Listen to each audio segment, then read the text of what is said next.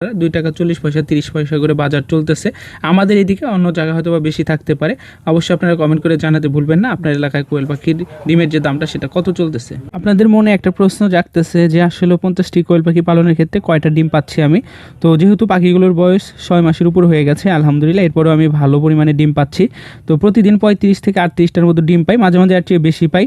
তো আমি ধরে নেব 35 টাকা করে ডিম যদি ধরি প্রতিদিন, যেহেতু আমার 80 টাকা খরচ, তাহলে এই ডিমগুলো বিক্রি করলে আমি কত টাকা পাবো। তো এই ডিমগুলো যদি আমি বিক্রি করি 2 টাকা 40 পয়সা করে ধরি, তাহলে আমার বিক্রয় মূল্য দাঁড়াবে 80 টাকা।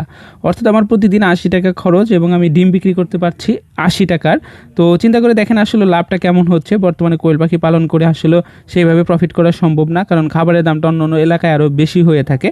তো আপনারা অবশ্যই সাবধানতার সাথে কোয়েল পাখির খামারে আসবেন আমি মনে করি। আর এই সিজনটা আসলে কোয়েল পাখি পালনের জন্য না, বিশেষ করে শীতের টাইমে কোয়েল পাখির ডিমের যে প্রোডাকশন সেটা ভালো থাকে, পাশাপাশি ডিমের বাজারটাও ভালো থাকে। তো সে সময় কোয়েল পাখি পালন করে আপনারা লাভবান হতে পারবেন আমি আশা করি। আবার অনেক জায়গা রয়েছে যেখানে বাজারটা ভালো থাকতে পারে। তো এরপরেও আমি কী জন্য কোয়েল পাখিগুলো পালন করতেছি, আসলে আমি মূলত এগুলো পালন করি পারিবারিক ডিমের চাহিদা সেটা পূরণ করার জন্য। অনেকে আছেন যারা অনেক বড় পরিসরে কোয়েলের খামার করতে চাচ্ছেন, তারা একটু ভেবে চিন্তে করবেন। আপনাদের বারবার একটা জিনিস সতর্ক করি, হুটহাট করে বসবেন, পরবর্তীতে ডিম বিক্রি করতে পারবেন না, এটা একটা ঝামেলা পোহাতে হতে পারে।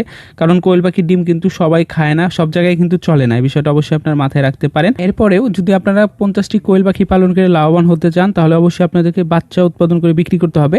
অর্থাৎ এগুলোর জন্য ছোট্ট একটা ইনকিউবেটর কিনে বাচ্চা ফুটিয়ে যদি বিক্রি করতে পারেন, এখানে কিন্তু